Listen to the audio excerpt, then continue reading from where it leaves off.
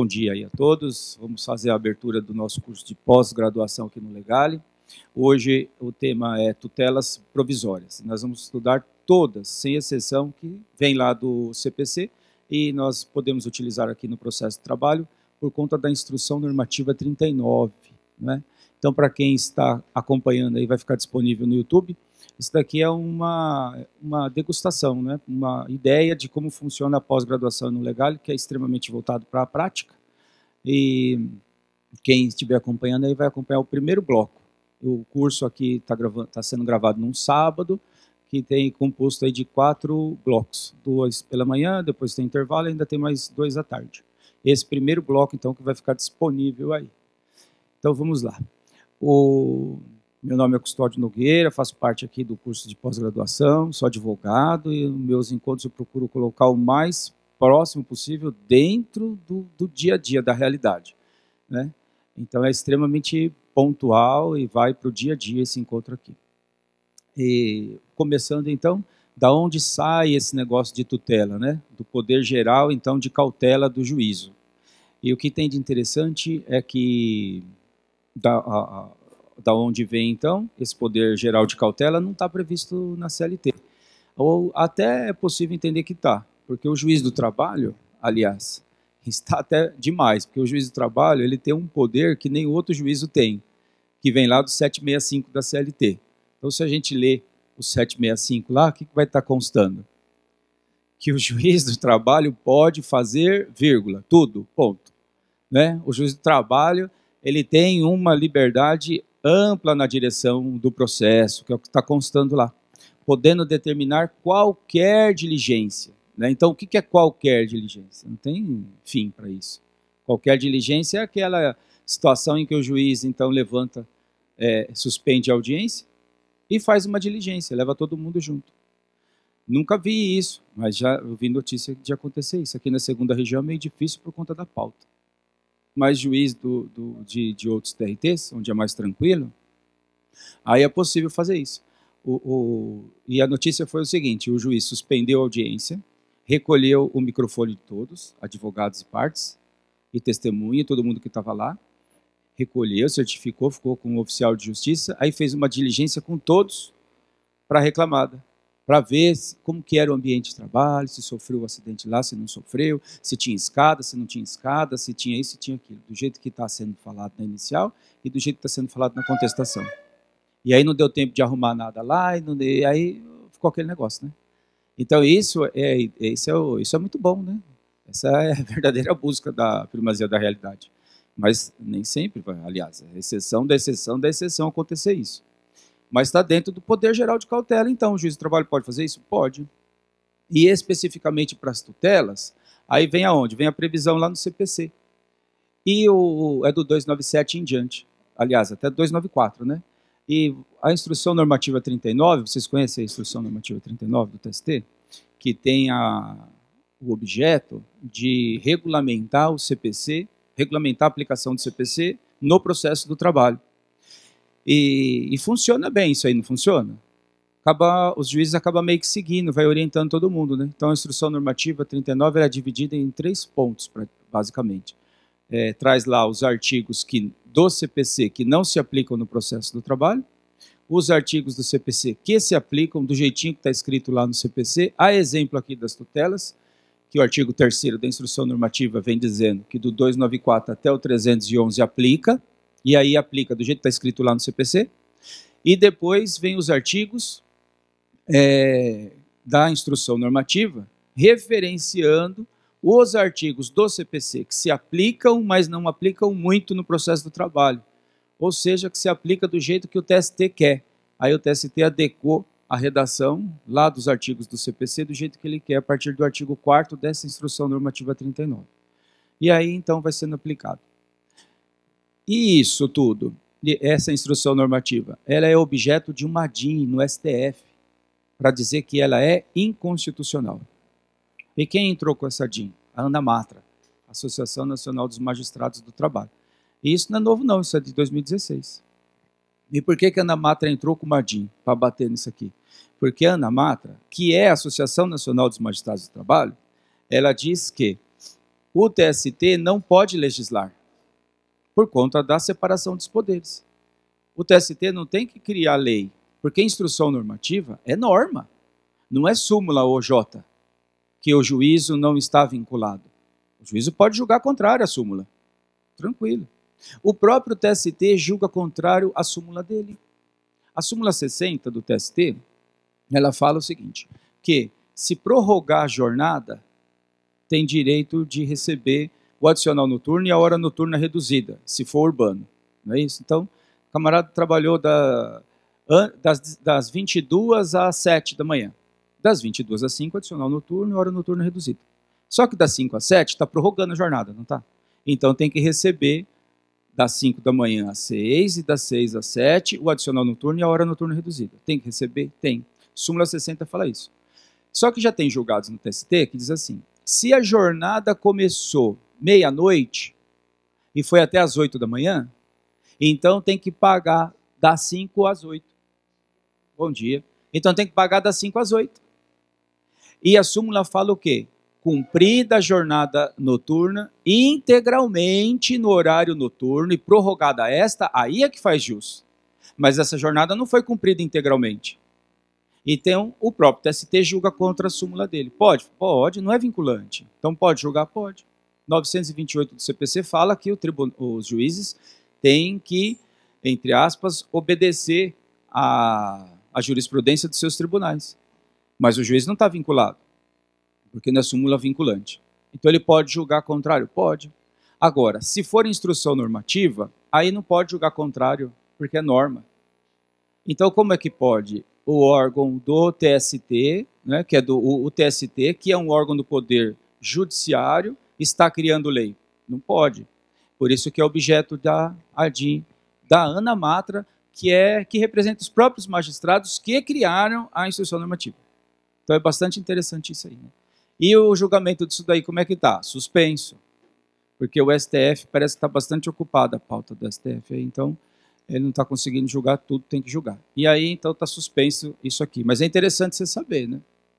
Eu até colei aqui, ó. A ADIM é a 5516, da Ana Matra, contra a Instrução Normativa 39. Dizendo isso aqui, ó. Ana Matra defende que cabe a cada magistrado de primeiro e segundo grau decidir, em cada processo, qual norma do CPC seria ou não aplicada. Viu só como é que funciona? E tem razão, Ana Matra.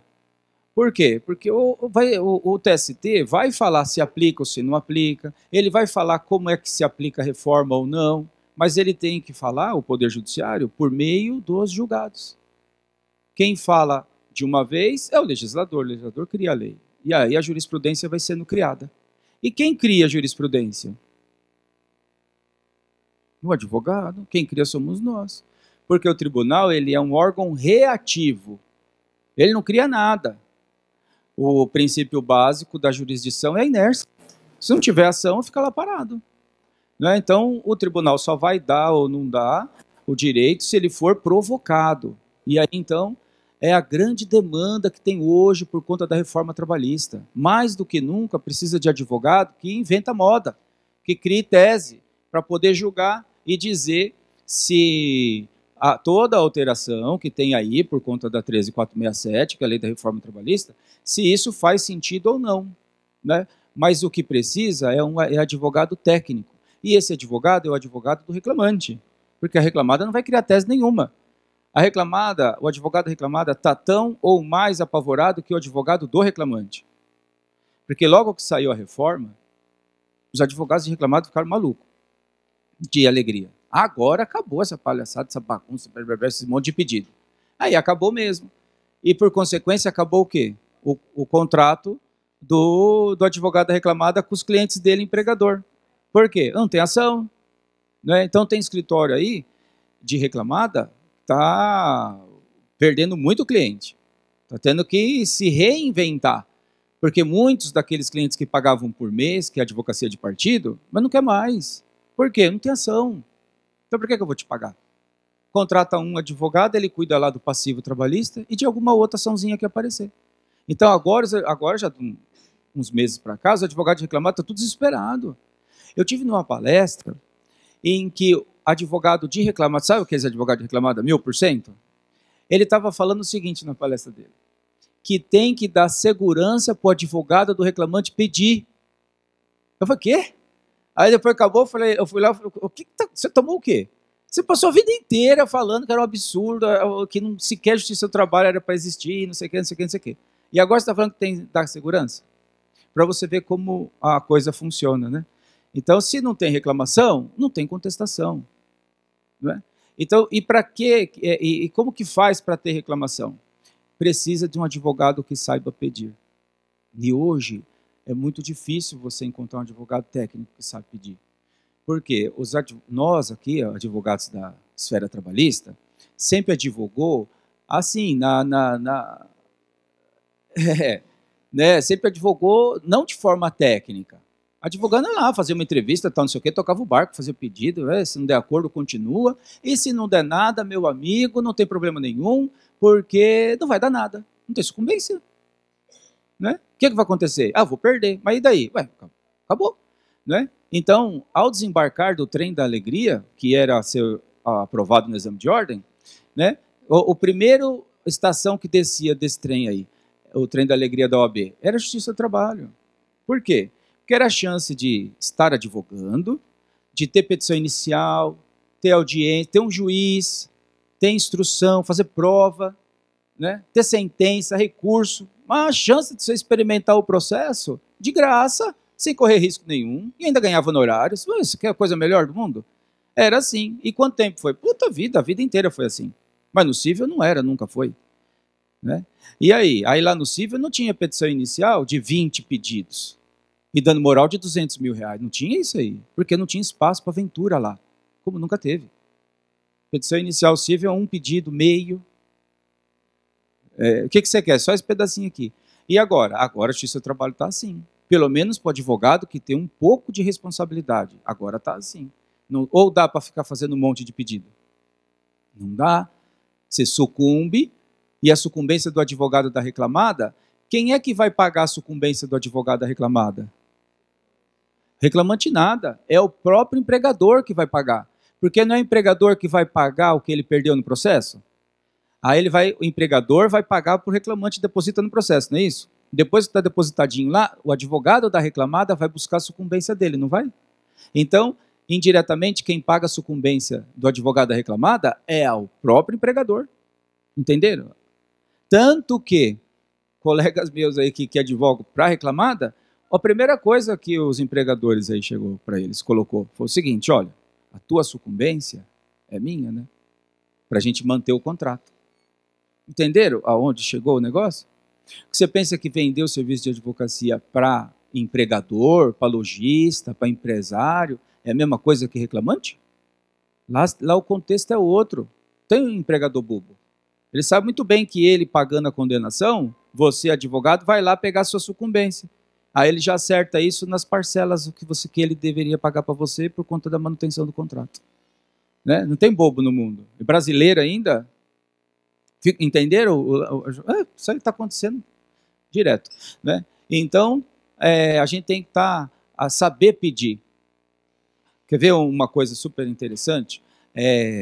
Se eu fizer um pedido, porque o pedido aí no 840 da CLT, parágrafo 1º, e no 852B, inciso 1 lá, que é do sumaríssimo,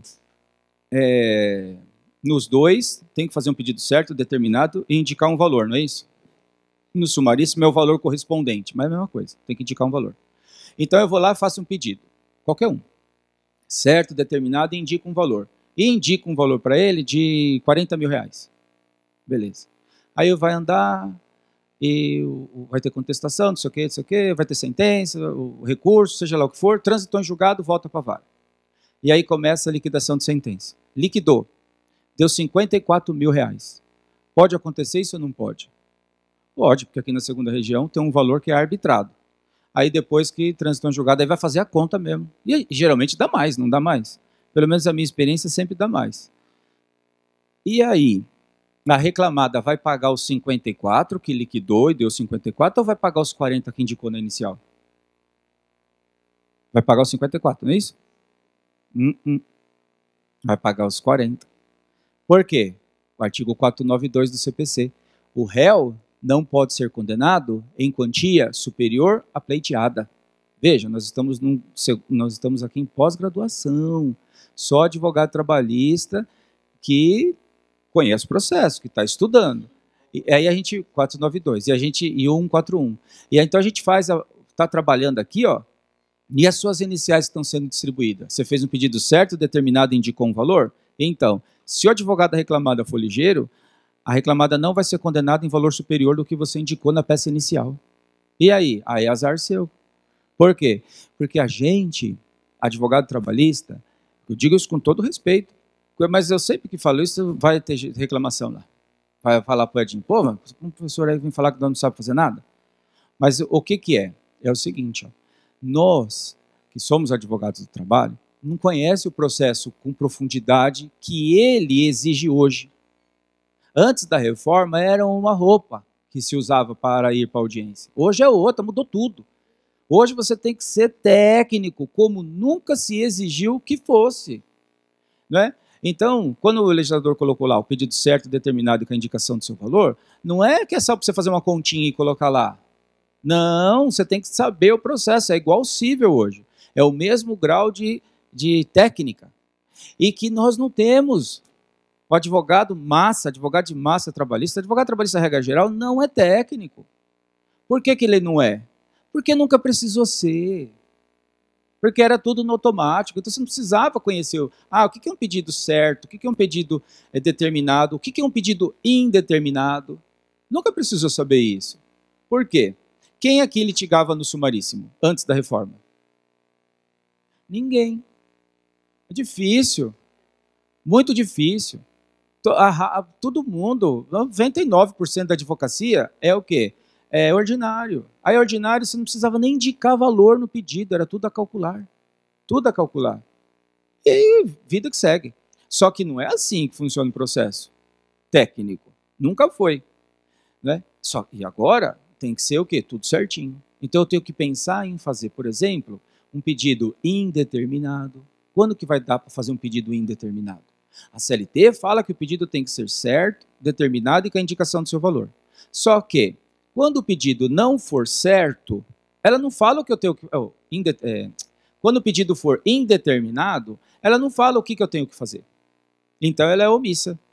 O CPC fala o que eu tenho que fazer. Aí eu vou no CPC e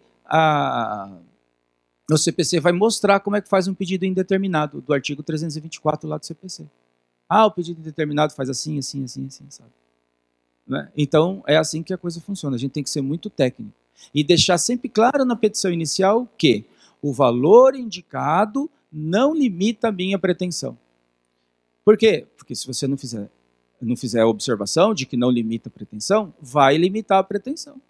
E o TST vai aplicar o 492, não tenha dúvida disso. E por que eu digo isso com muita tranquilidade? Porque lá no TST, quantas turmas tem no TST?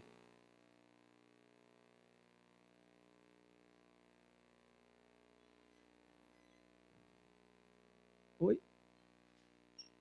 É o quê?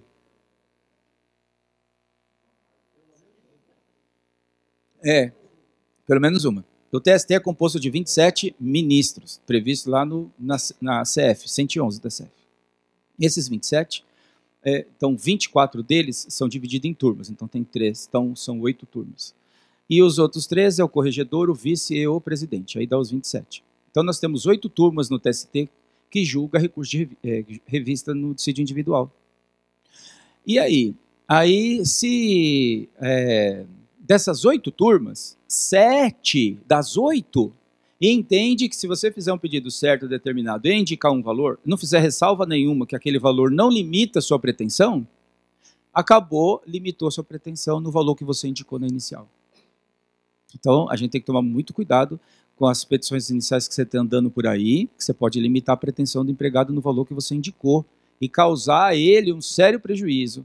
Prejuízo esse que amanhã pode ser analisado e apurada a responsabilidade civil do advogado, que ganhou o direito, mas não consegue levar o valor todo do proveito econômico porque não soube fazer a petição inicial.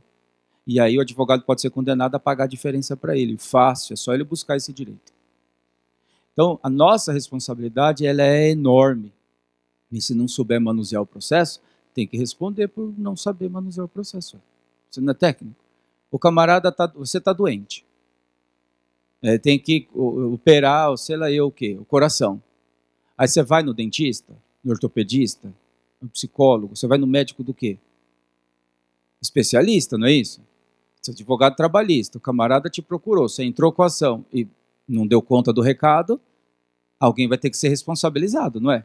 Então a gente tem que tomar um cuidado danado com isso daí.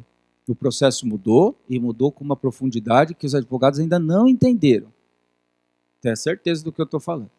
E só digo isso por conta das pesquisas que fiz e vi que é assim mesmo. Só a primeira turma do TST entende que o valor que você indicou lá, meu amigo, não tem problema nenhum, vai valer o da liquidação em sede de execução.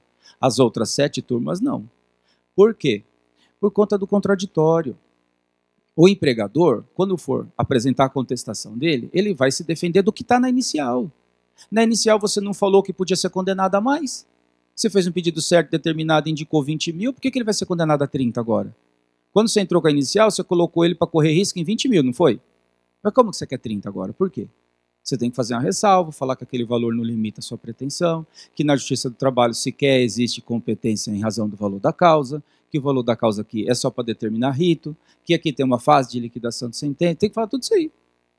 E não cabe aí. Eu só fiz essa preliminarzinha aqui porque eu percebo que a advocacia não está preparada para a reforma. E está advogando aí. Está indo. E está tudo bagunçado. O que veio ajudar um pouco foi a Instrução Normativa 41. Essa instrução normativa que o TST editou no dia 21, hoje é 30, né? Há uma semana e pouquinho atrás, quinta-feira passada. Essa é a instrução, vocês já viram ela, a Instrução 41? Então, o TST, a gente tem que acompanhar isso aí, gente. A Instrução Normativa 41 do TST, ele editou agora, esses dias atrás aí. Essa instrução, ela teria que ter vindo em novembro. Teve toda a vacácio legis, né, da reforma trabalhista. Essa instrução tinha que ter vindo logo quando entrou em vigência a reforma, para dar um pouco de segurança não só para os advogados, mas para todo o Poder Judiciário trabalhista. E ela diz lá no artigo 12, parágrafo 2º, que o valor da causa é estimado. Então já ajudou um pouco, pelo menos não amarrou, mas ele falou o valor da causa. Como que vai ser interpretado isso aí, nós não sabemos. Se isso já vai ser suficiente para mudar a jurisprudência do TST, dizendo que o valor é estimado. Mas ele, no mesmo parágrafo, reporta ao artigo 291 até o 293 do CPC, que vai trazer lá a como funciona a indicação, o rito que deve seguir para indicar o valor da causa. Então a gente tem que seguir tudo isso daí. O processo de trabalho está num ponto, num grau técnico, mas que nem sonho teve. Então aquele negócio da simplicidade do processo de trabalho, isso aí só existe a simplicidade no processo do trabalho para a narrativa do fato. E aí existe, e é muito boa, para o advogado do reclamante. Mas é outra coisa também, que a massa da advocacia dos advogados do reclamante não sabe usar. Porque o CPC exige, lá no 319, causa de pedir. Lá você tem que relatar os fatos com profundidade, depois o direito, encaixando nos fatos que você cantou, e aí faz o pedido. Aqui no processo de trabalho não tem essa divisão de causa, de pedir. Aqui não mudou com a reforma. Continua o 840 da CLT, parágrafo 1º, exigindo o quê? Um breve relato de fato. E isso não mudou. A simplicidade do processo está aí, e só aí, que é relatar os fatos de uma forma breve. E isso ajuda muito o advogado do reclamante, que ele não precisa ficar falando muito. Mas tem muitos advogados trabalhistas que fazem uma petição inicial trabalhista como se estivesse fazendo no cível. E fica contando o fato com profundidade, cheio de detalhe, aquela coisa linda, como se fosse convencer o juiz com a petição inicial. A petição inicial não serve para convencer ninguém. Se convencer o advogado que estiver fazendo, já está bom demais. Mas que não convence ninguém, não convence não. Depois vem a contestação. Quanto mais você fala na inicial, mais fácil fica de fazer a contestação. A contestação ela é feita em cima do que é narrado na inicial. Você fala demais lá, você facilitou a vida do advogado da reclamada. Não é? Então, esse jogo de cintura aqui é extremamente interessante. Né? Diga, quer falar? Então esse caminho aí é bem legal.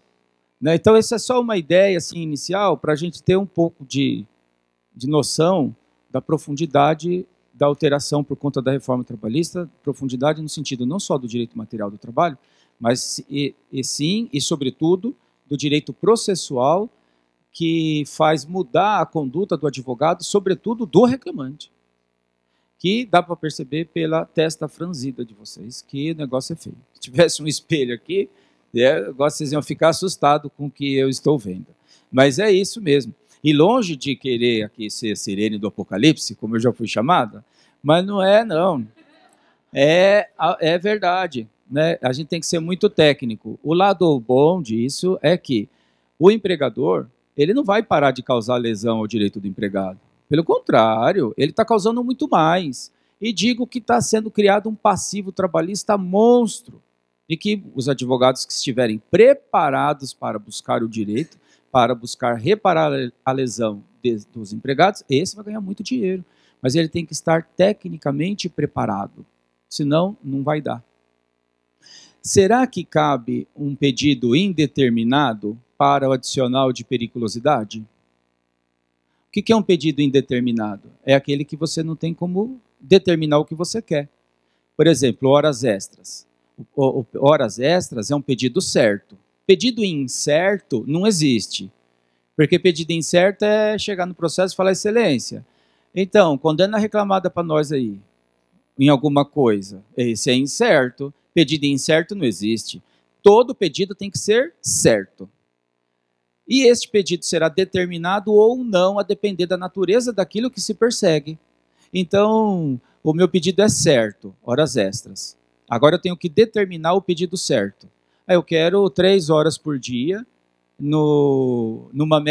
3 horas por semana, porque ele segunda, quarta e sexta ficava além do horário. Terça e quinta nunca. Segunda, quarta e sexta, às vezes ele se ativava um pouquinho mais, que dá uma média de 3 horas por semana. Esse pedido é determinado. Né? E o valor? Aí você faz a conta e indica um valor lá que, de acordo com a instrução normativa, é um valor estimado. E aí mantém a tese lá de que aquele valor de condenação é apenas uma estimativa e que não limita a sua pretensão. Muito bem. Agora, um pedido de equiparação salarial. Eu quero equiparação salarial. O pedido é certo.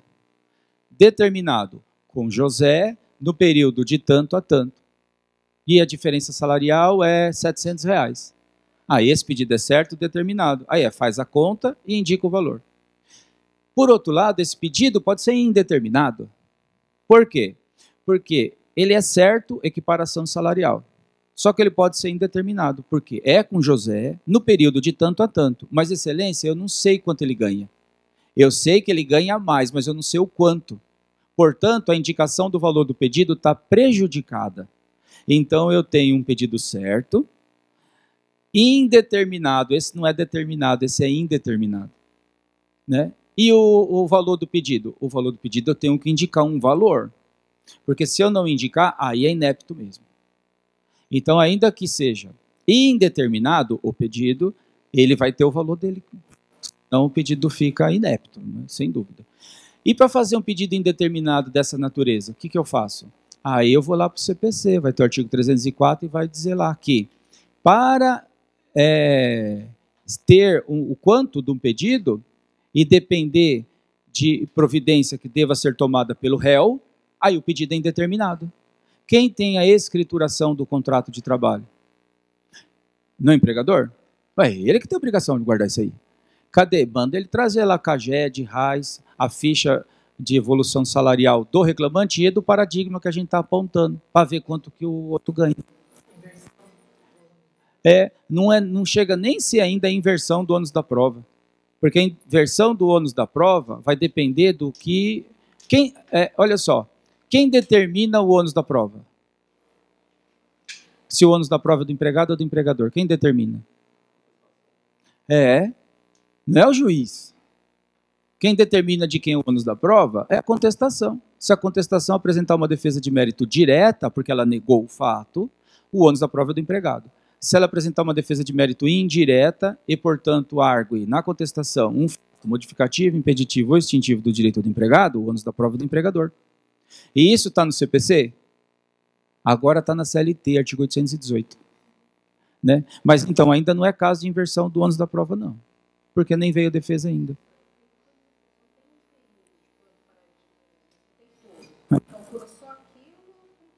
Aí você fala que você não sabe até quando é.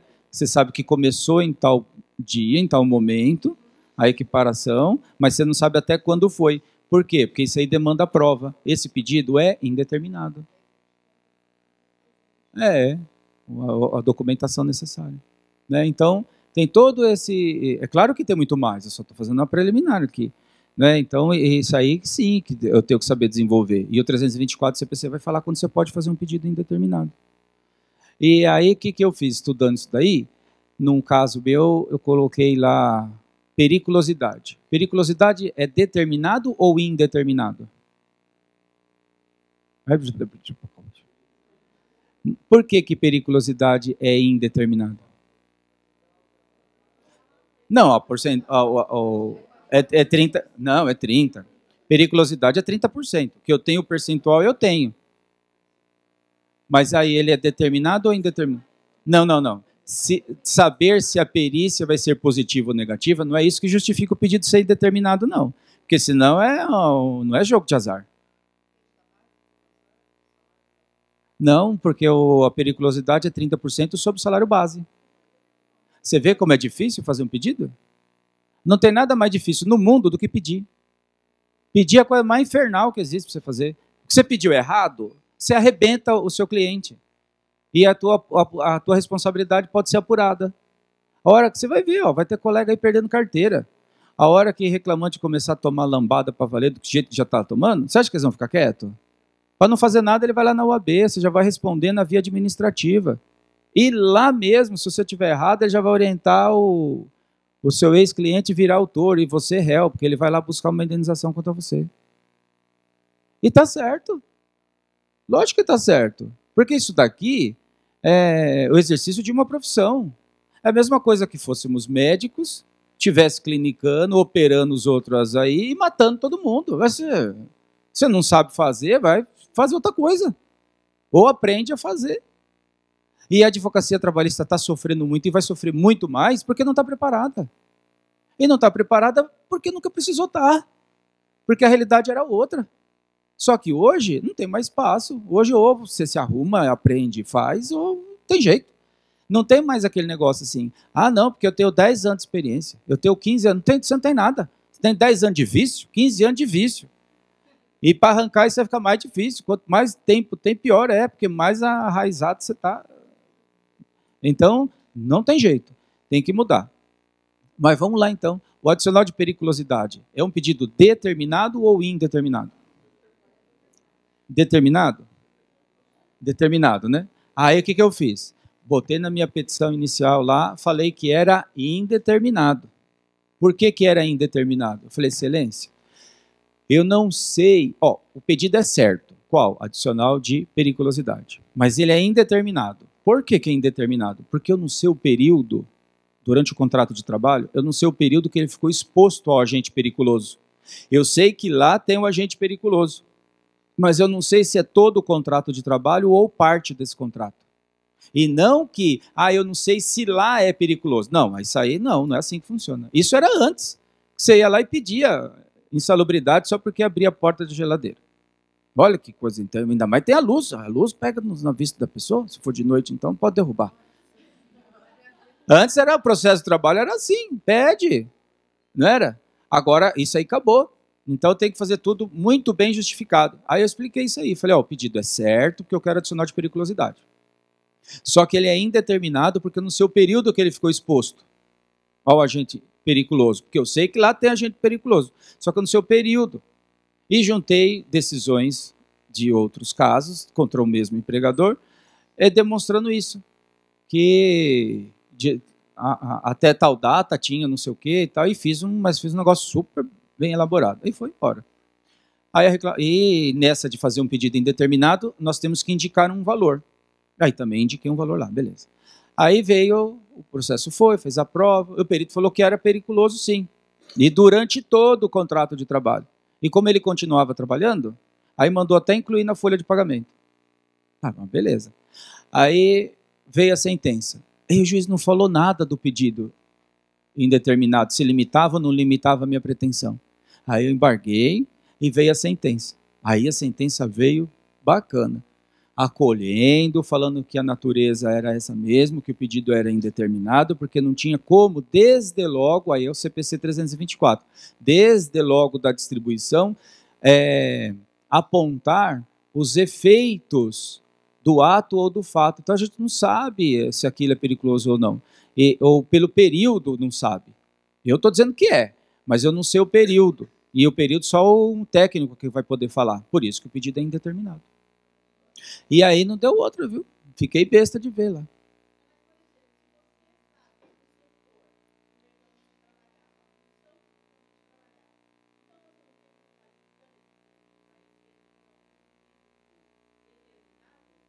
É,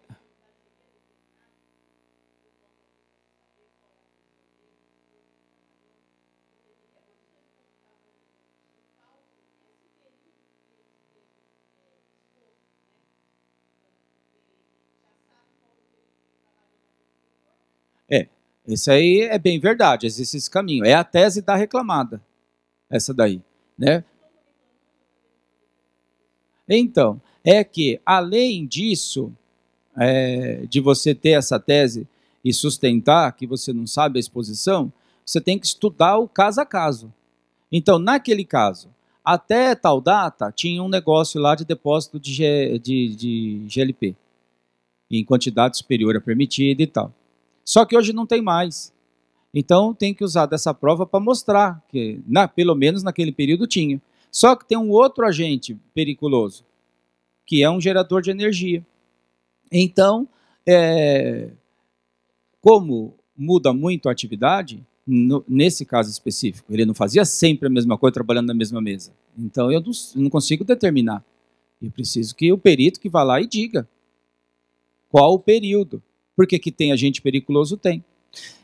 E aí que entra o breve relato de fato. Eu não tenho que ter esse apontamento todo. Então, tem muito entrelinha para fazer uma petição inicial trabalhista que é diferente de uma civil. E que esse encontro de hoje não permite estudar tudo isso daí. Mas a gente tem que ser uma expertise danada. O processo, ele sempre foi um tabuleiro de xadrez, o negócio sempre foi. Processo de trabalho, não. Mas hoje é. Então, o que precisa hoje é de advogado que, não que eu saiba, mas precisa de advogado que consiga desenvolver um raciocínio para fazer o pedido e apresentar as teses, subtese e tudo mais. O que ajuda muito nesse árduo caminho são os enunciados da Anamatra, que está lá no site jornadanacional.com.br. Lá tem 125 enunciados, todos face à reclamação, face à reforma trabalhista, e vem trazendo as teses ali para você desenvolver o raciocínio. E é fundamental. E o bacana é que lá é tudo fundamentado na OIT, né, nos decretos que regulamentou as resoluções da Organização Internacional do Trabalho, que dá um fundamento muito bom. E principalmente os princípios. E dentre eles o princípio protetivo, a norma mais favorável para você poder usar o CPC e afastar a CLT. Por exemplo, na justiça gratuita, o CPC é mais favorável. Aí tem que construir uma tesezinha para pedir a aplicação do CPC, e não a CLT. Porque a CLT fala que tem aquele que recebe mais de 40% do teto do INSS, tem que comprovar que é pobre, não é isso? Mas o CPC não exige a comprovação. E tem um julgado super recente, do final de fevereiro, da SDI, do TST, que julgou embargos no TST, dizendo que, nós vamos até ver esse julgado aqui, dizendo que não tem, a parte não tem que provar, mas não tem mesmo, mas não é assim que funciona. Eu não tenho que provar que sou pobre, é a parte contrária que tem que provar que eu não sou pobre.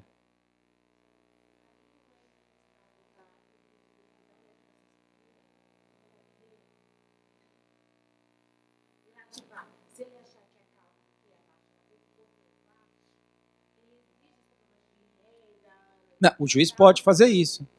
Não, mas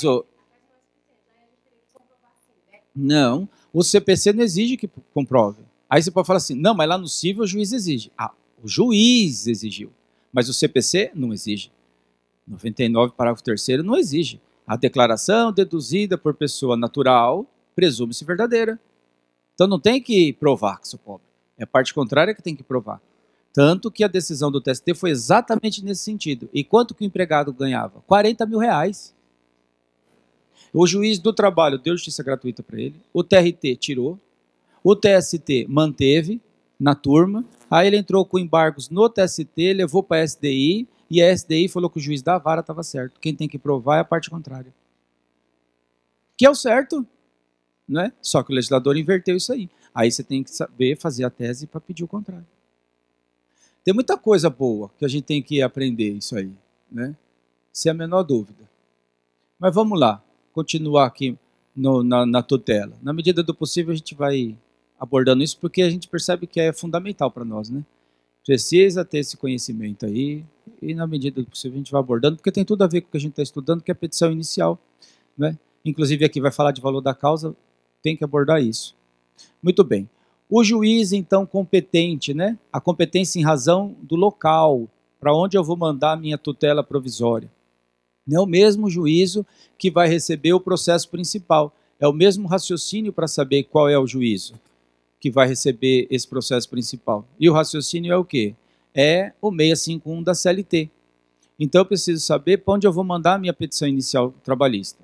A competência em razão da matéria está no 114 da CF. E o 114 traz um checklist do que julga aqui na Justiça do Trabalho, a competência em razão da matéria. 114 da CF. A competência em razão do local, essa daí está no 651 da CLT. O caput fala que é o último local de trabalho, e aí tem o parágrafo 1º, 2º e 3º que traz as exceções desse último local de trabalho. E a tutela vai para o mesmo lugar. Então eu preciso fazer a entrevista, que, diga-se de passagem, a entrevista é disparadamente o ato mais importante que o advogado pode praticar. Não tem petição inicial, não tem aquele desenvolvimento na audiência, né? Nada se compara à sustentação oral no TRT, o que quiser. Nenhum ato dentro do processo se compara em grau de importância ao ato que é praticado fora dele, que é a entrevista. A entrevista é o que tem de mais importante. Não pode ser delegada nunca, e tem que ser feita por quem tem mais experiência. Porque é só quem tem experiência que consegue olhar nos olhos do empregado para saber se aquilo lá é verdadeiro, para saber se aquilo ali tem um fundo que realmente dá para transformar aquela lesão em reparação. Porque às vezes não dá, às vezes é uma coisa, não tem testemunha, é uma coisa que não tem nada a ver, ele é que está magoado e isso não se reflete dentro de um processo, numa indenização. Então, só quem tem experiência consegue fazer isso. O processo muitas vezes escapa da mão e não dá certo, porque a entrevista foi mal feita. O camarada tinha que almoçar e ele fez a entrevista em 20 minutos, só colocando xizinho lá, se tinha insalubridade, se não tinha, se foi acidente, se não, isso aí não adianta, isso não é entrevista, isso não é nada. Então a entrevista tem que ser feita com muita profundidade, e porque tem experiência para saber se aquilo vai dar proveito econômico ou não. É seu tempo que está em jogo, não pode ser delegado para ninguém. A petição inicial, sim, pode ser delegada depois de uma entrevista bem feita. Aí mãe põe para alguém fazer, depois confere e distribui, né? Aí vai bem. Do contrário, não tem jeito não. Quantas vezes está numa audiência lá, batendo papo para entrar na audiência, né? Não instruindo testemunha, esse tipo de coisa, não vai ficar inventando nada, mas não tem que repassar ali? Porque se deixar o empregado solto para ser ouvido, ele vai lembrar o dia que ele entrou na empresa? Vai. Não lembra nada, né? Então, não dá uma conversada para reavivar a história, e aí muitas vezes começa o empregado falar coisa que você fala, não é possível, não está batendo com o que está aqui. Já passaram por isso? Não existe isso? O que está errado? A entrevista que foi mal feita. Se a entrevista é mal feita, tudo está contaminado. Então, o que tem que ser muito bem feito é a entrevista. O resto, tudo é possível ser delegado. A entrevista não é. E a regra geral é o quê? A entrevista é feita de qualquer jeito. E aí, mas não adianta, começou tudo errado. Qual a chance de sucesso do negócio que começou errado? É essa. Então não adianta. Maravilha. Agora, dentro da tutela, tem uma situação bastante interessante, que é a divisão disso daí, que a gente acaba se perdendo, né? Tem a situação aí do gênero e da espécie. Relação de trabalho é um gênero que tem a sua espécie, relação de emprego. A relação de emprego é apenas então somente uma espécie da relação maior que a relação de trabalho. Então, uma relação de trabalho será ou não uma relação de emprego se estiverem presentes os requisitos do artigo 3º da CLT. Ao passo que o acidente de trabalho é a mesma coisa. O acidente de trabalho é um gênero que admite as suas espécies, que é o acidente de trabalho típico e o acidente de trabalho atípico. O acidente de trabalho típico é aquele ocorrido dentro do local onde esse empregado trabalha, meio que aos olhos do empregador.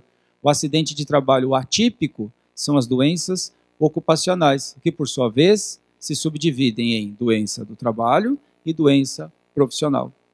Aonde está a doença profissional?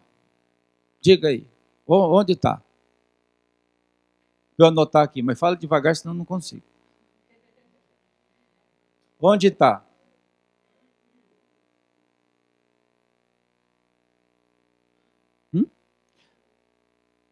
Onde está prevista? Ela está prevista em algum lugar. A doença profissional. Ela está no 8.213? Tá. Mas onde ela está regulamentada? Para eu adiantar um lado para o meu cliente lá no processo. Tem um lugar que fala que isso aqui é uma doença profissional? Algum lugar que vai indicar? Né? Tem. Então, por exemplo, o empregado chega lá. Você vê como que é difícil? O direito do trabalho material é um inferno para estudar, porque é muita coisa.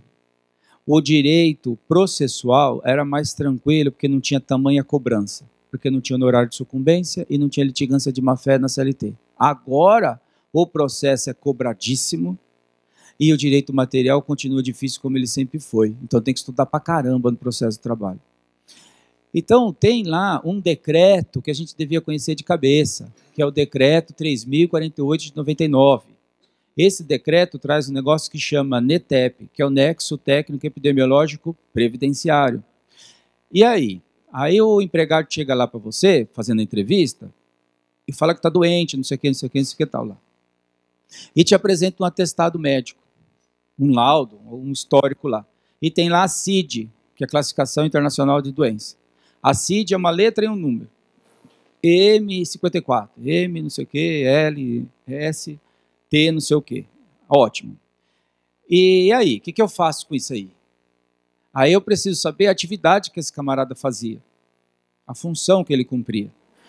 E a função que ele cumpria vai estar onde? Lá no CNAE da empresa, que está no cartão CNPJ.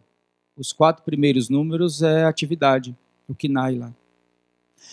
De posse dessas informações, eu vou para o decreto 3.048 de 99. Abro o decreto lá, aí vai ter lista C do decreto, é gigante.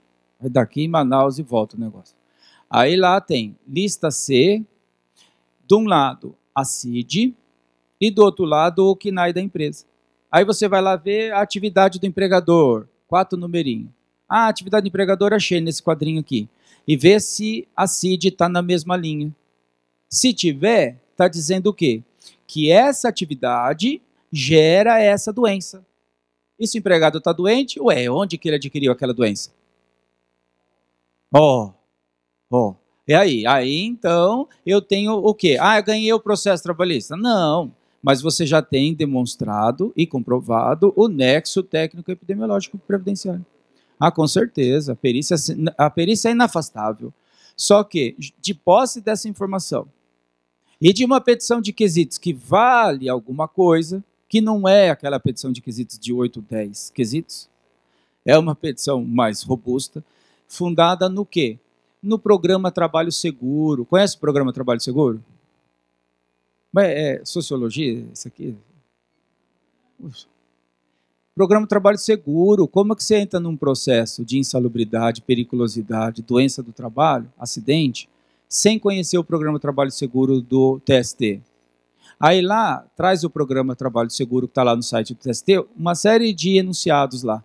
E tem que fazer petição, digo isso, que eu estou falando, assim, sem menor pretensão, sou tão advogado quanto vocês, não duvido que aprendo muito aqui. Aliás, quem realmente aprende nesses encontros? Eu disparadamente, nem se compara o que eu aprendo com vocês. Mas nem se compara, porque eu me preparo para vir aqui. Já é um estudo. Eu monto meu material. Esse aqui é montado passo a passo. Aqui é um trabalho acadêmico. Aí depois, eu estou aqui falando. Então eu estou aprendendo. E você está vendo pela primeira vez, mas então eu já aprendi mais. Quantas vezes eu estou fazendo manifestação dos meus processos, aí eu vou no meu material, pego lá e trago o negócio aqui para ir desenvolvendo o raciocínio lá, que é aplicado na prática mesmo aqui. Né?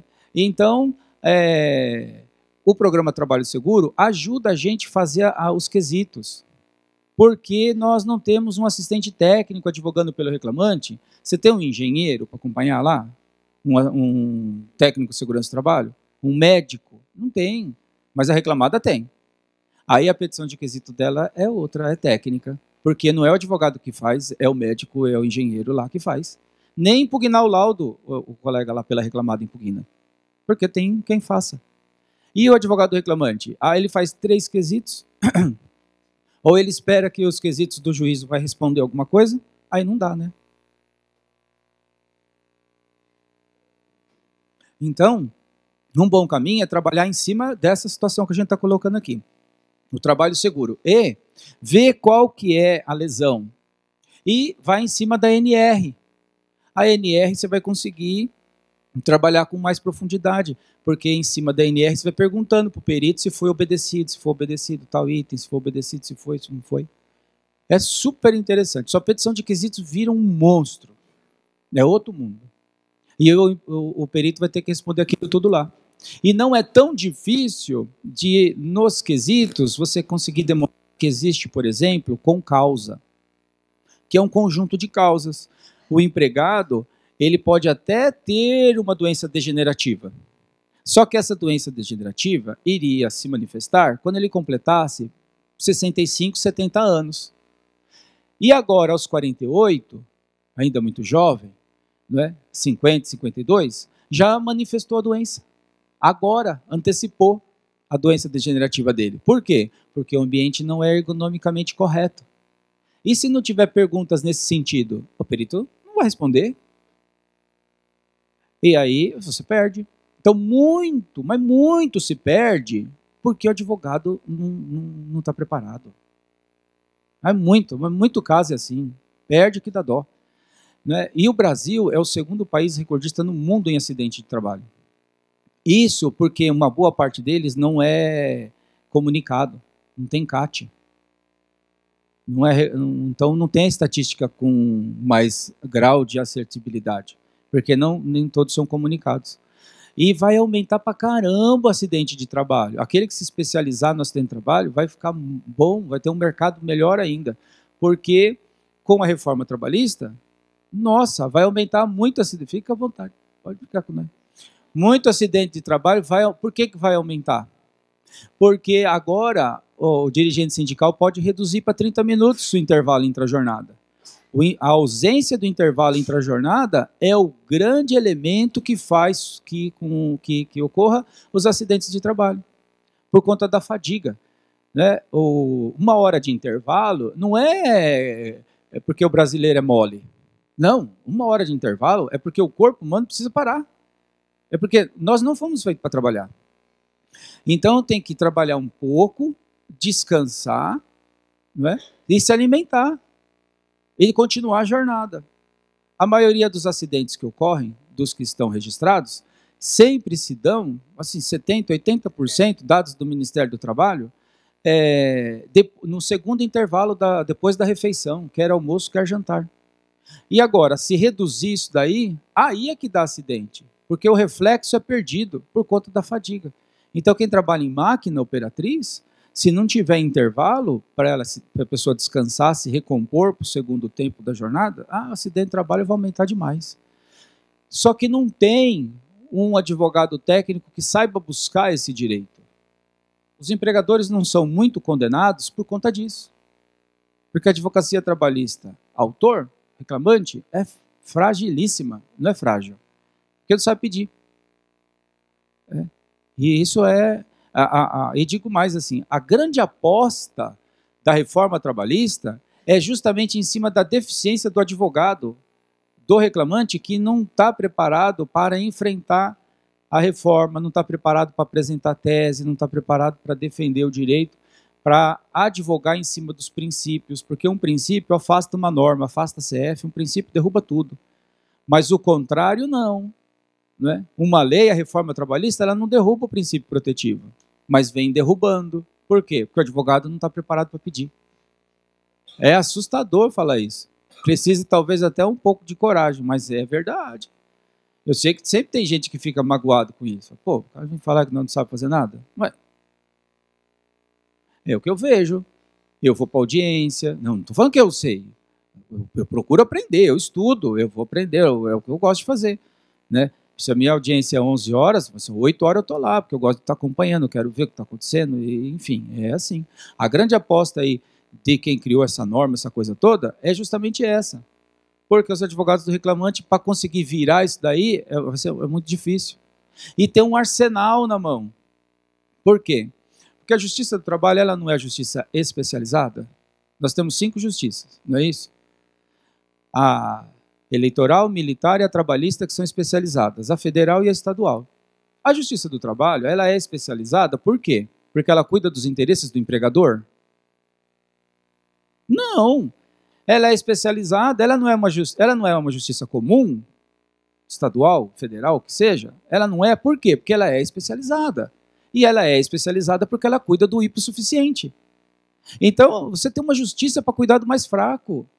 Então, e você que defende o mais fraco, mais do que nunca você tem que saber defender ele. E a petição tem que ser baseada em princípio.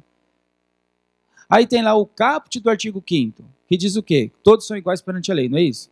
É. E são mesmo? São.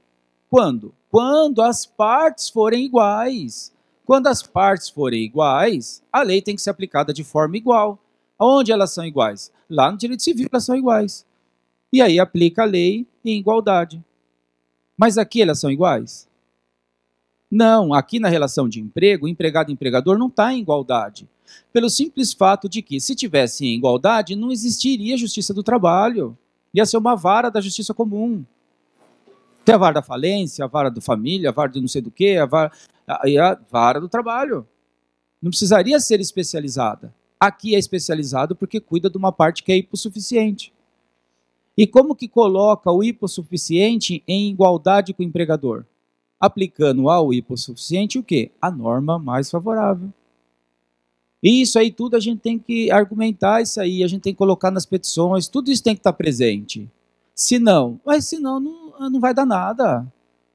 Ainda mais com a reforma que está aí. A reforma ela veio firme no sentido de bater no princípio protetivo, dizendo que não tem mais subordinação. O empregado e o empregador agora eles estão taco a taco.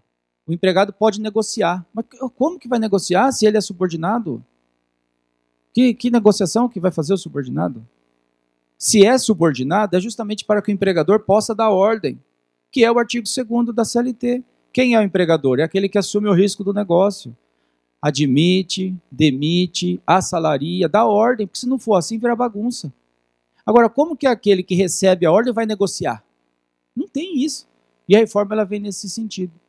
Um caminho bastante forte disso é o parágrafo único do 444, que fala que se o empregado tem curso superior e ganha 2 vezes de salário, salário base, 2 vezes o teto do INSS, que é aproximadamente R$12.000, se ele ganha isso, então ele não é tão subordinado assim, e ele pode negociar com o empregador nos termos do 611-A, que é o direito coletivo se sobrepondo à lei. Então pode negociar tudo. Mas o camarada porque ganha R$12.000, ele não é subordinado? A subordinação se mede pelo valor do salário? Quem é mais subordinado? Quem ganha 1.000 ou quem ganha 12? Eu acho que o que ganha 12 é muito mais subordinado do que o que ganha 1.000. Porque o que ganha 1.000, se encher o saco, ele vai embora. Porque emprego para ganhar 1.000, ele vai arrumar. Agora o que ganha 12, meu amigo, ele tem que andar no cortado e às vezes até sair um pouco, não digo praticar umas ilicitudes aí, mas até dar uns nó aí para ele manter lá, senão não vai. Então ele que ganha mais, ele é muito mais subordinado que o outro. E a reforma vem nesse caminho aí, afastando a subordinação. Então o advogado ele tem que ter esse norte aí, ó, de saber pedir. Ah, o teletrabalho não tem controle de jornada. Mas lógico que tem. É possível contar até a quantidade de toque que ele dá no teclado. Mais do que o normal. Então tem que saber pedir a hora, a jornada para esse camarada. Não é? Mas muito bem. Aí a tutela aqui, provisória. Ela, tutela provisória, é um gênero principal que vai trazer as espécies. Que pode ser o quê? De urgência ou então de evidência. São os dois tipos de tutela provisória. Esse aqui de evidência é bem legal. É em cima desse aqui que estuda lá a demanda repetitiva que tem no TST. Né? E quantos casos de demanda repetitiva tem no TST?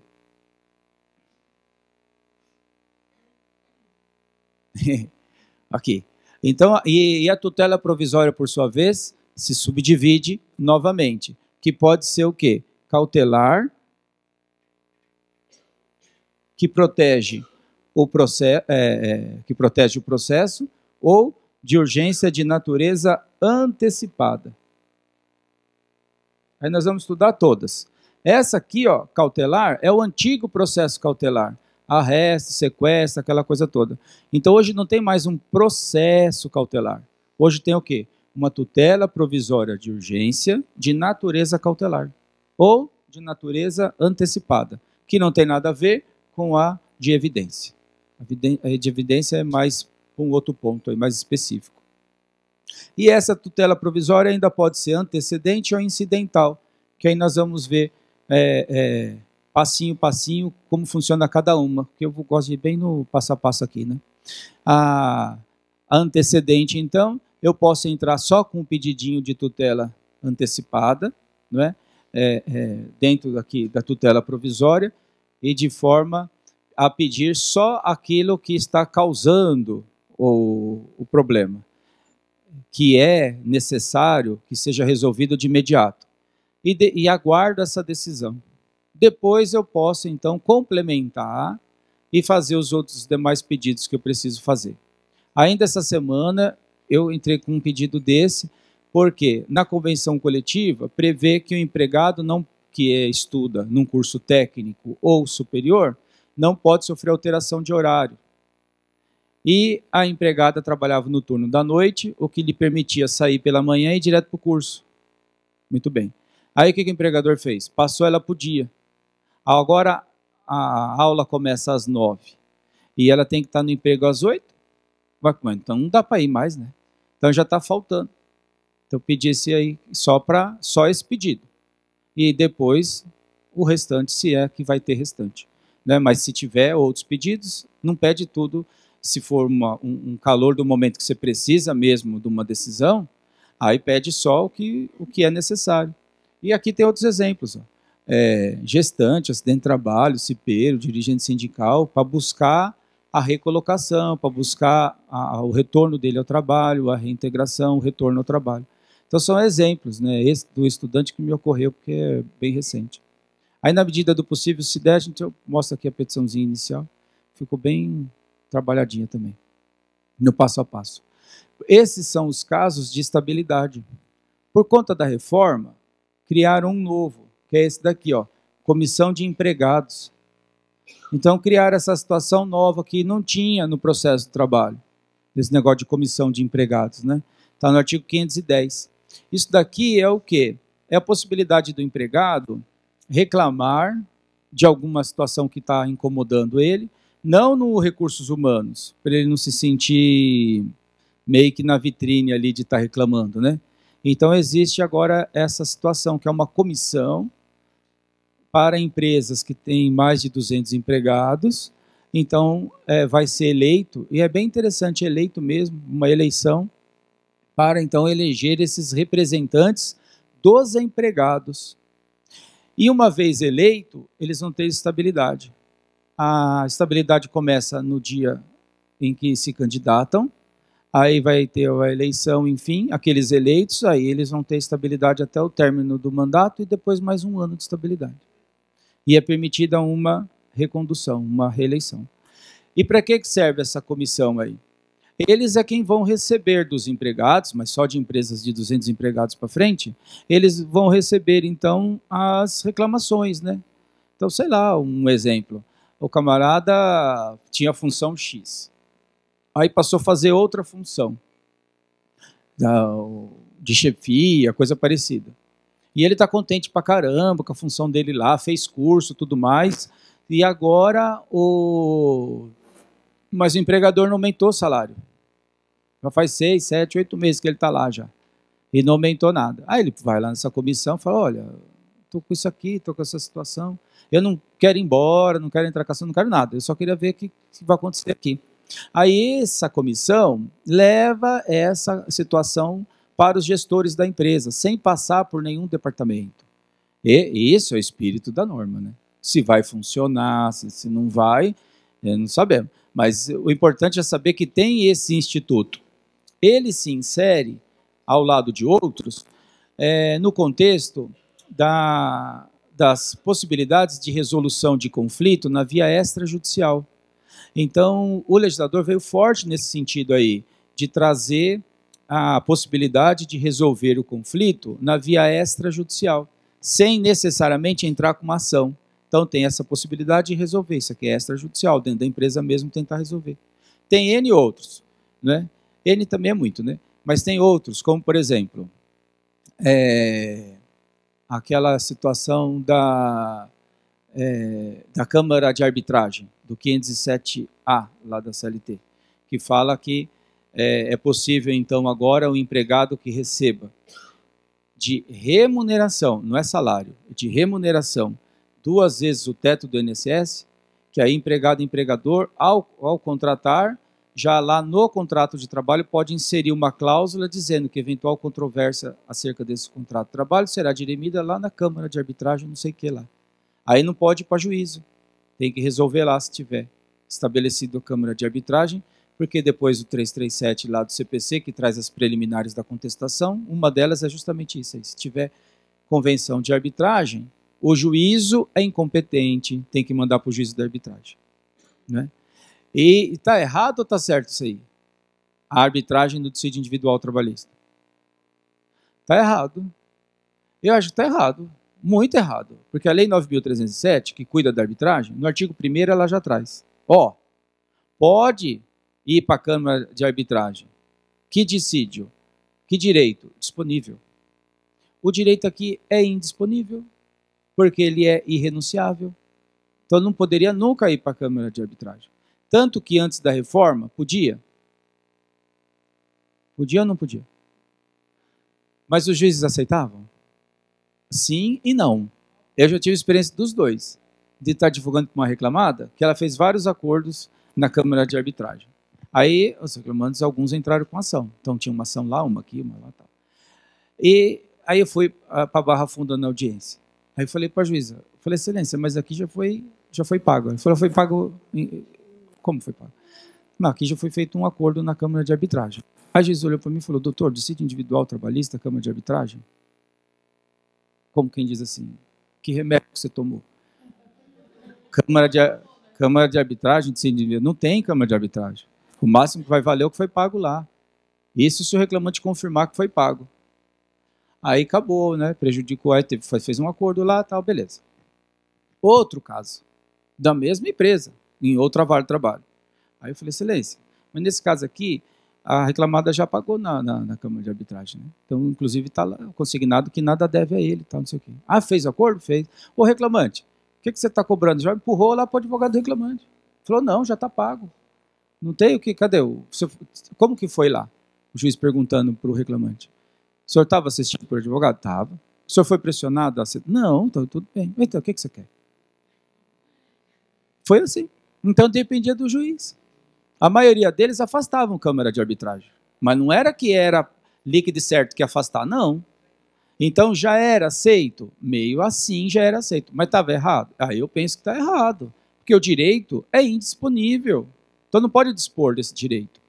Só pode dispor do direito do trabalho em audiência, na vara do trabalho. Que aí ele abre mão na frente do juiz e vai fazer um acordo. Como já fiz vários, até pela reclamada. Por exemplo, verba rescisória, incontroverso, 20 mil. Não tem isso. Deve 20 mil. Pagou? Não, não pagou. Mas pode fazer um acordo por 8? Pode, 8 de mil. É o que a reclamada tem, você quer? Você pode brigar em cima desses 20, amanhã pode se tornar 100. Só que hoje ela te paga 8. Em 8 de mil. Paga a primeira agora, já em dezembro agora, já a primeira. É o que tem, é o que tem. Você quer ou não quer? Depende de dezembro não, mas então agosto. Então beleza, então ótimo, acabou. Aí fez. Mas tá errado? Mas abriu mão? Abriu, mas sem juízo. Não é? Agora, na Câmara de Arbitragem, então já valia, e aí era qualquer salário, qualquer valor. Agora ele colocou um limitador aí de 2 vezes o teto do INSS. Mas você acha que os juízes vão obedecer isso aí? Ou seja, o empregador faz um acordo na Câmara de Arbitragem lá com o empregado, mas o salário não chega nesse 2 vezes o teto do INSS. Salário não, a remuneração, que é a soma de tudo, não chega em 12 mil reais praticamente, que é 2 vezes o teto do INSS. Dá 4 mil. E fizeram um acordo lá.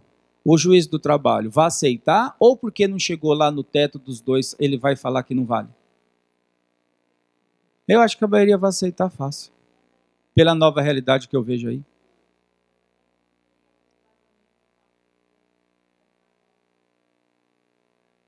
Para declarar nula? Mas muitas vezes esse que o salário não alcança, o empregador leva para a Câmara de uma vez. Até porque esse negócio de ter o contrato de trabalho é só para quem for contratado a partir da reforma. Porque é no ato da contratação. Então não pode nem alterar o contrato de trabalho para inserir agora a cláusula, porque é quando da contratação. Não, a aplicação é uma coisa fria, e que inclusive a instrução normativa fala isso lá 41.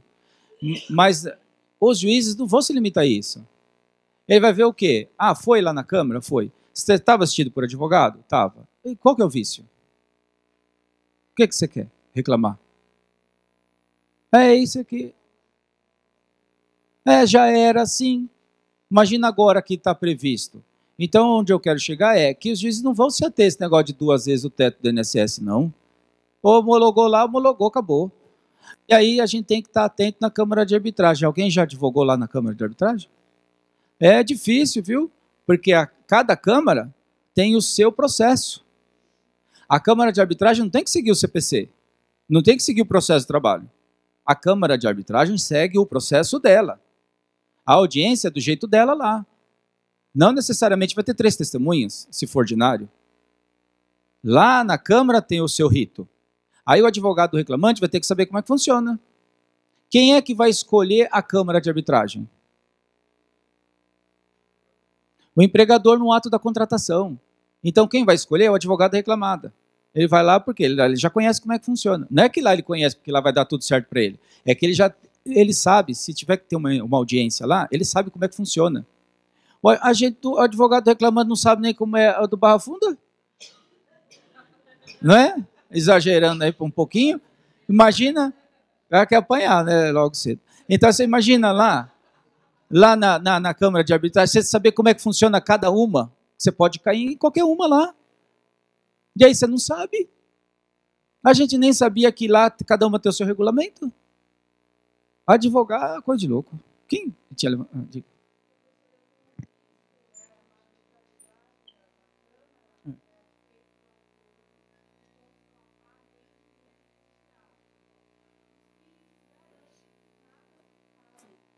Mas ele estava com o advogado lá?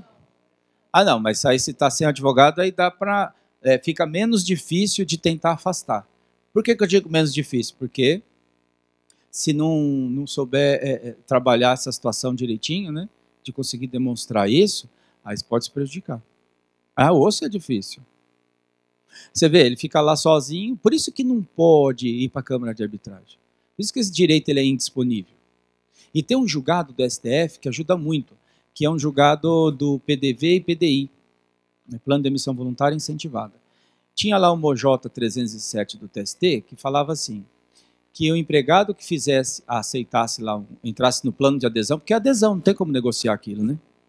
O empregado que aceitasse o PDV ou o PDI, ele poderia entrar com a ação dele e reclamar o que ele quisesse. Aí o STF derrubou esse OJ aí. Falou que não. Se o plano de demissão voluntária ou incentivada foi homologado pela Assembleia dos Trabalhadores e o empregado depois, voluntariamente e isoladamente, um por um, aceitou o plano, fez a adesão, aí esse empregado não pode reclamar mais nada não. Acabou. O que é válido, esse plano, porque ele foi aprovado pela Assembleia, dentro de um acordo coletivo, diretamente com a empresa, ou uma convenção coletiva, logo para todas as empresas da base da categoria do sindicato. Aí é válido, e não dá para discutir mais nada, a menos que o empregado faça uma ressalva no plano de demissão voluntária. Mas quando que o empregado vai fazer uma ressalva? Se o plano é de demissão voluntária, ele fizer uma ressalva lá, ó, reserva aqui o direito de discutir jornada de trabalho, as diferenças no fundo de garantia e uma eventual doença do trabalho. Não vão deixar ele assinar. Então você não tem plano de demissão, continua trabalhando aí. Por isso que não tem negociação entre empregado e empregador, simples assim, não tem como negociar.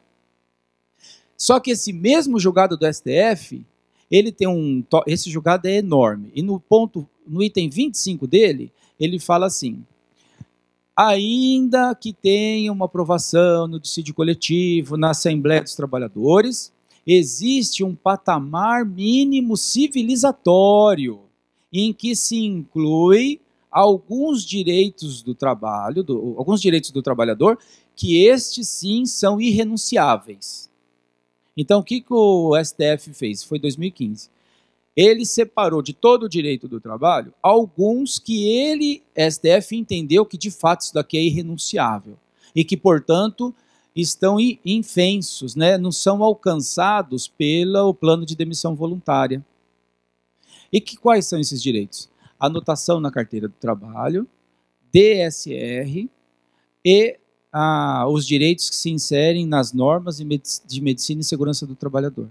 E mais alguns outros lá. Os mais relevantes são esses.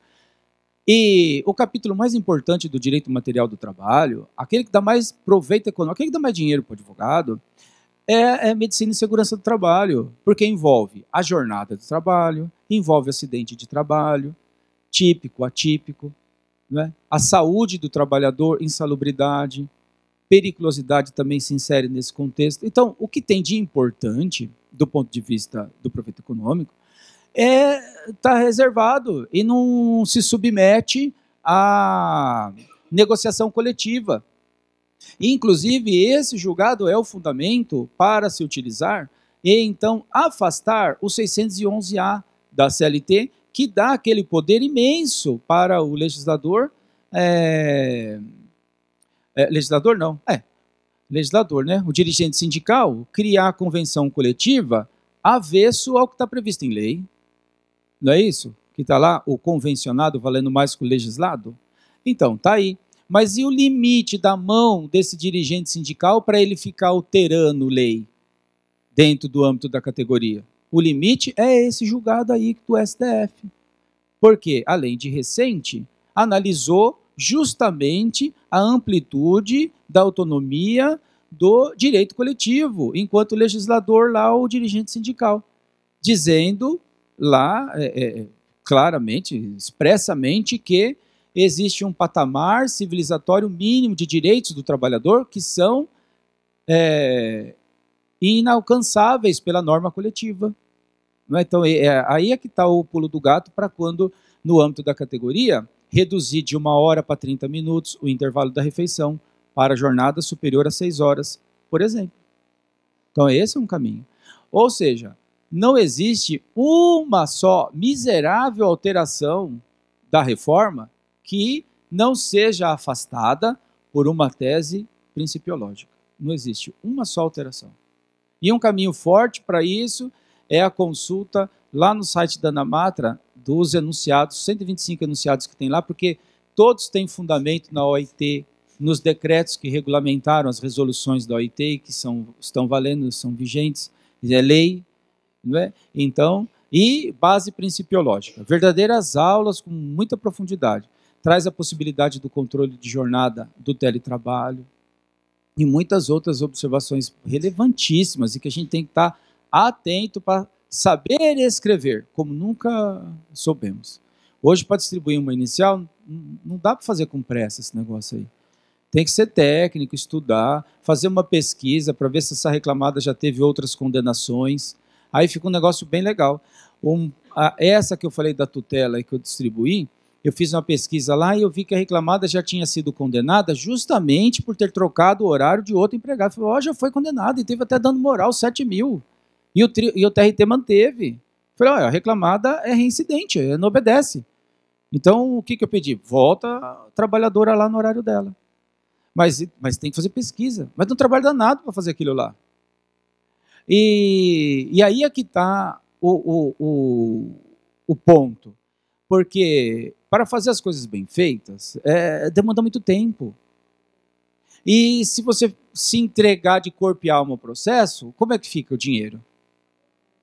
Então, aí é que está. E essa é uma outra grande aposta. Porque para trabalhar de forma técnica, exige muito. Para você fazer uma réplica, impugnação de uma contestação que envolve acidente de trabalho e que o empregador trouxe aos autos na defesa todos os programas de medicina e segurança do trabalhador, o PPRA, o PCMSO, trouxe todos os atestados, tudo que é a obrigação dele trazer, aí você tem que impugnar isso. Mas são 2 ou 3 dias trabalhando para você impugnar isso. Você tem que destituir o PPRA. Como é que faz? Hã?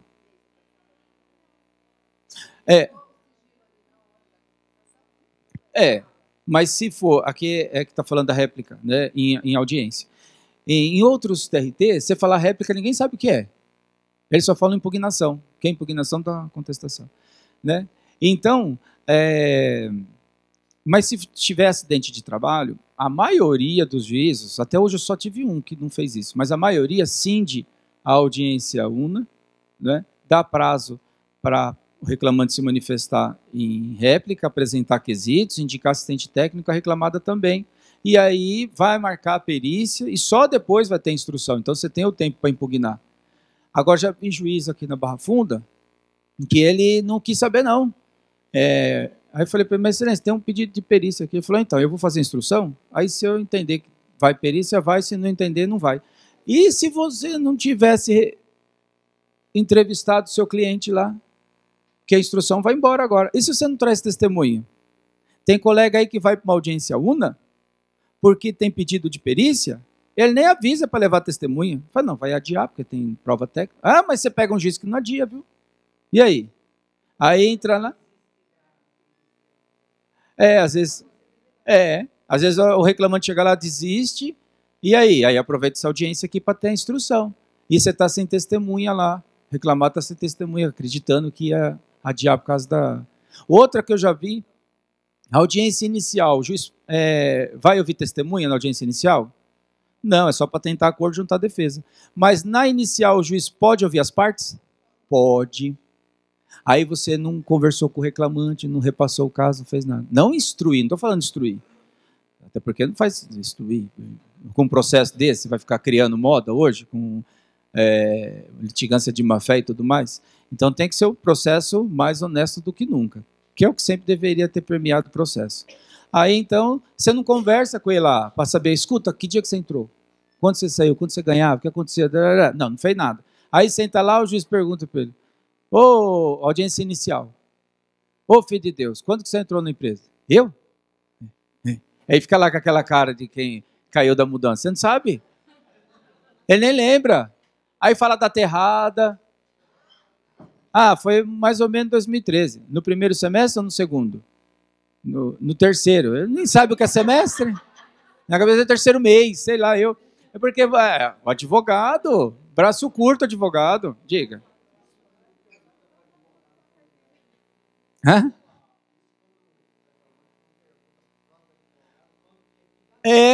Ele olha para você, doutor, e agora eu falo o quê? Olha para lá, você é louco?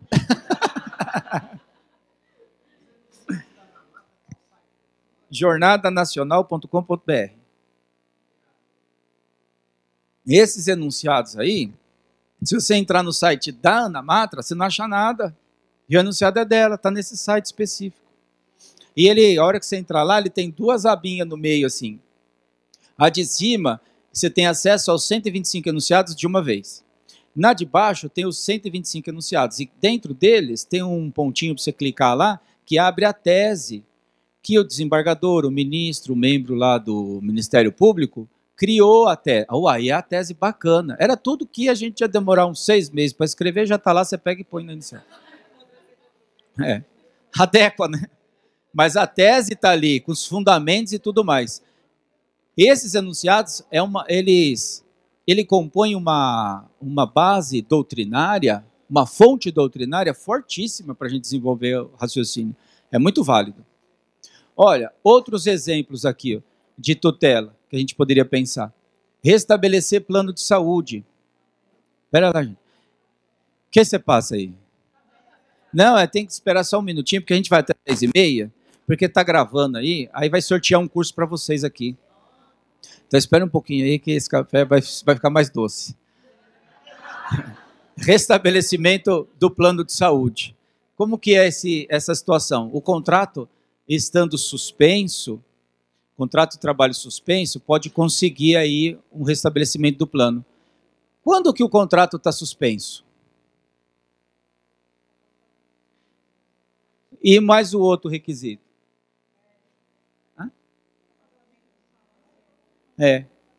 Qual a diferença? O contrato está suspenso, o contrato está interrompido? Nos dois não tem trabalho. O contrato de trabalho interrompido ou suspenso, nos dois o empregado não trabalha. Mas se está interrompido, ele recebe. Mas ele recebe salário. Se é salário, é o empregador que está pagando. Então, para saber ao certo se está interrompido ou está suspenso, eu preciso saber quem está pagando. Porque se quem estiver pagando for empregador, ele vai estar sempre interrompido. DSR, férias, né? Aqueles afastamentos do 473 da CLT, porque nasceu gente, porque morreu gente, porque casou. Você acredita que tem gente que casa ainda? Enfim, mas porque casou, e por aí vai.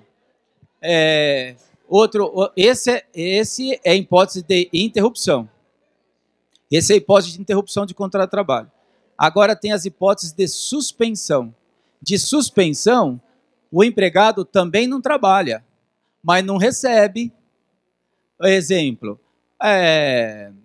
porque foi suspenso mesmo, 3 dias de gancho. Ele não vai trabalhar, mas também não vai receber. O intervalo intra-jornada, a 1 horinha do almoço, é hipótese de suspensão ou interrupção? Interrupção, né? Nunca. O empregador não paga essa hora.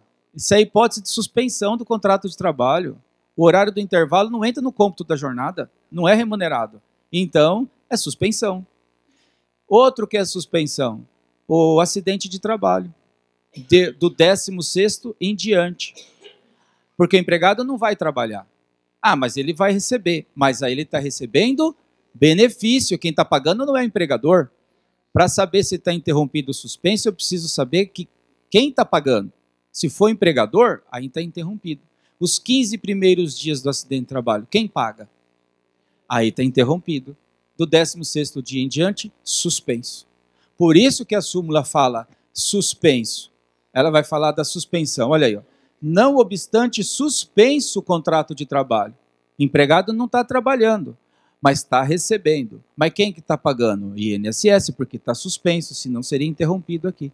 Então está suspenso o contrato de trabalho em virtude do quê? Auxílio-doença acidentário. Esse daqui, qual que é? O 91 ou 31?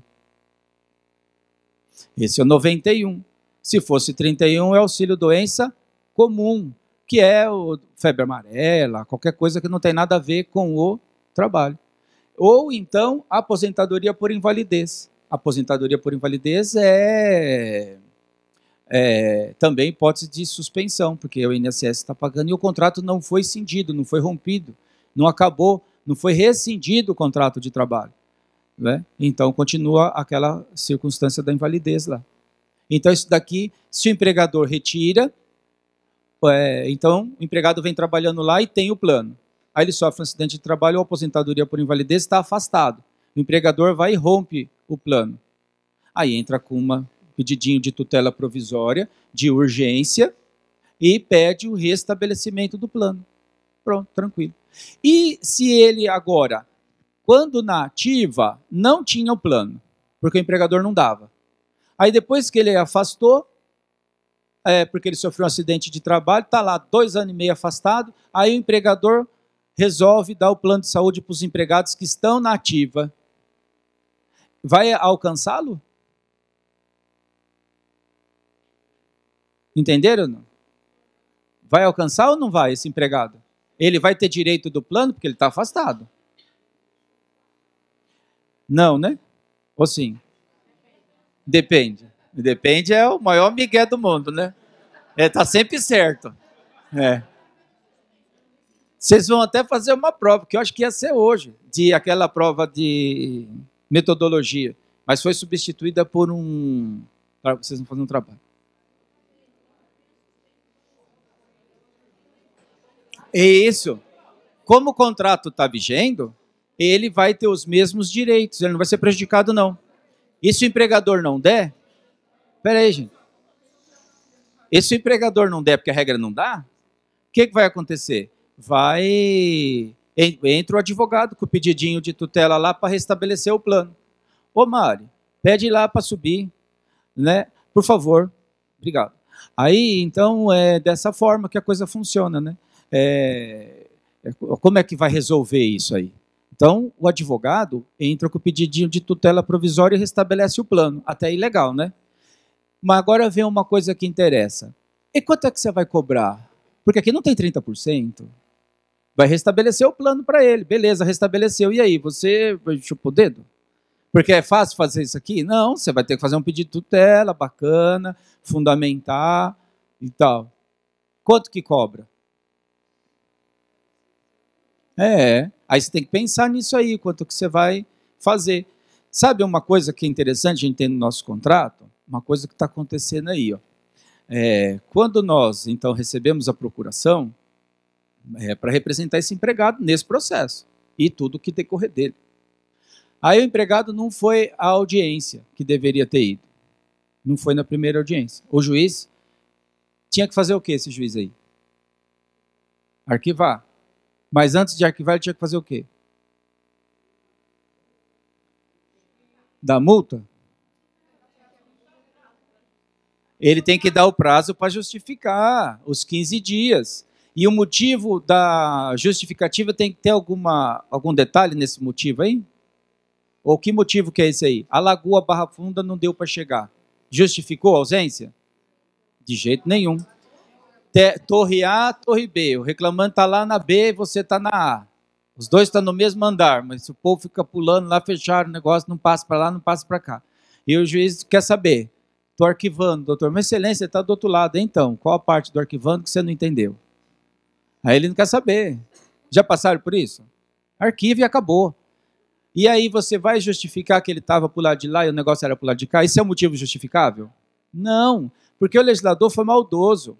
Ele colocou no 844 que o motivo tem que ser legalmente justificável. Quais são o rol de motivos legalmente justificáveis? O que está no 473 da CLT, que é aquele lá de doar sangue, de fazer curso vestibular, de se alistar, de levar o filho no médico, aquela coisa lá. Muito fora do comum. Um tufão, um maremoto. Isso. Que foge à situação normal. Então, o tecnicamente correto era isso, o juiz dá um prazo para a parte justificar. Só que os juízes estão fazendo isso, muitos fazem o quê? Arquiva e já era, não é isso? Arquivou. E então já está condenado em custas. O que o advogado do reclamante tinha que fazer? Antes de embargar a declaração, que você está sentadinho ali. Protestar o quê? Não, protesto a gente tem que protestar? Tem. Eu adoro protestar também. Em audiência, fora dela, viu? Protestando. Só que Mas pediu o prazo para justificar. E, se ele negar, protesta. E outra coisa que você tem que pedir, porque se ele vai condenar em custas, o que você tem que pedir? Você tem que falar pela excelência, pela ordem. Quanto à justiça gratuita, Vossa Excelência vai deferir, não vai deferir? Eu gostaria que fosse apreciado o pedido de justiça gratuita. Porque se ele está arquivando agora, não é uma ata, é sentença.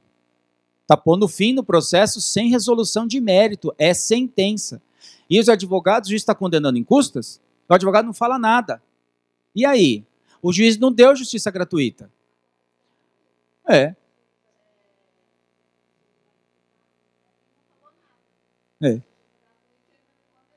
Aí, tá vendo? Tchan!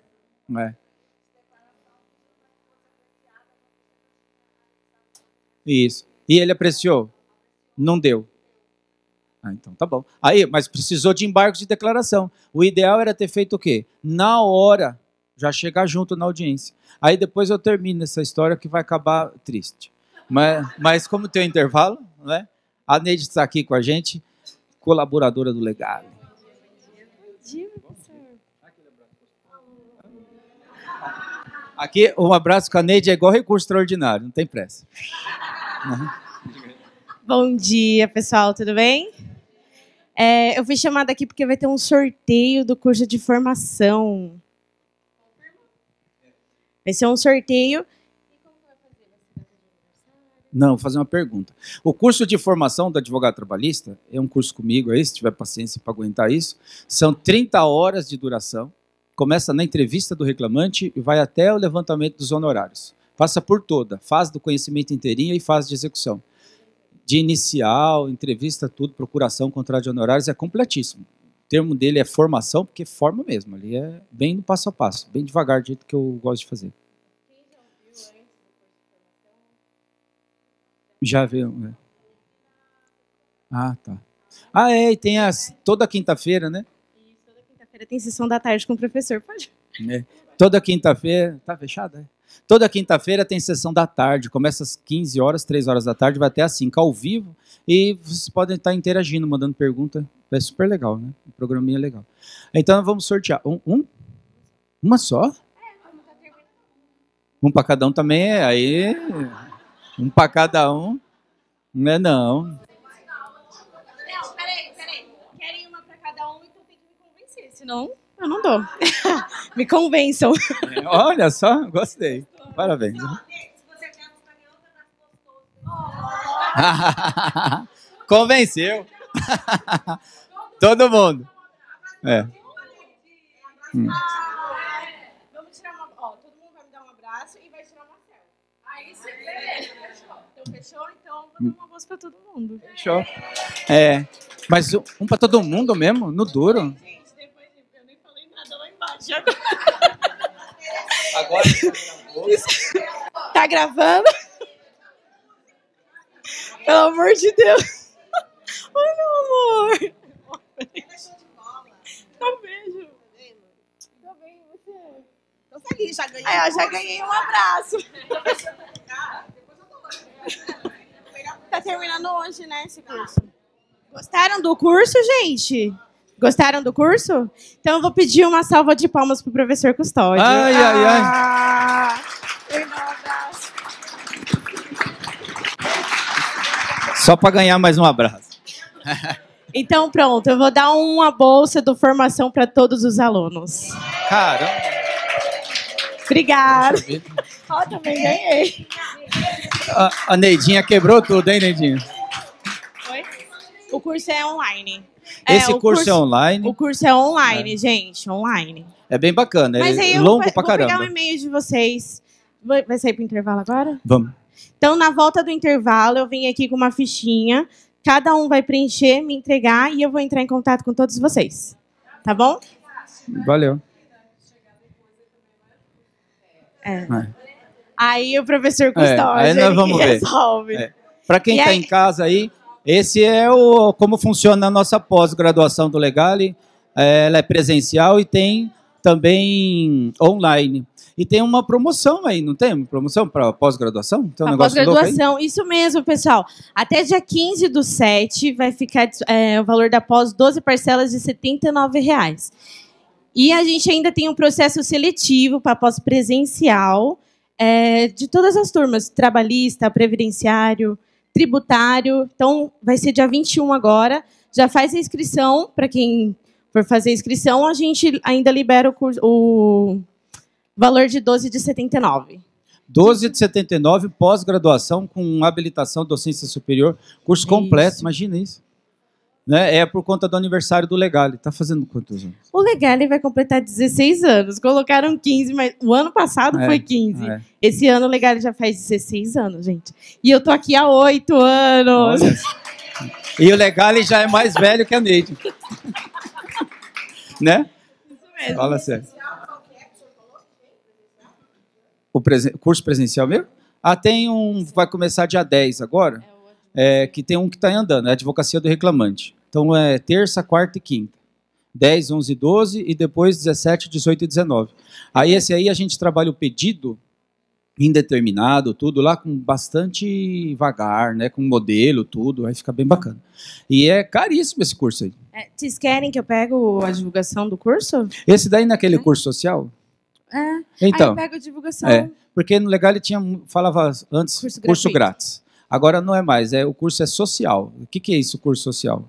Tem algumas entidades aqui que são cadastradas, aí cada curso, quem quiser fazer uma doação, é direcionada para ela. Tanto que você já deposita direto na associação? Já deposita direto. Já deposita direto lá para onde vai lá na associação. E quem não quiser depositar, fazer o curso da mesma forma e vai ganhar o material da mesma forma. Quem quiser depositar, vai lá e deposita. Nesse curso nosso que está em andamento, teve aluno que fez 3 depósitos. Uns comentários lá, tudo. Porque o valor é baixo também. Né? Agora, se você não quiser depositar nada, também não tem problema. Assiste aí, é de graça. É isso mesmo. Gente, então, bom dia para todos. Na volta do intervalo eu venho, a gente tira a foto e eu pego a fichinha para vocês. Tá bom? Tchau, bom dia. Valeu. Abraço coletivo da Neidinha. Vamos lá, pessoal. Abraço coletivo. Ai, que lindo.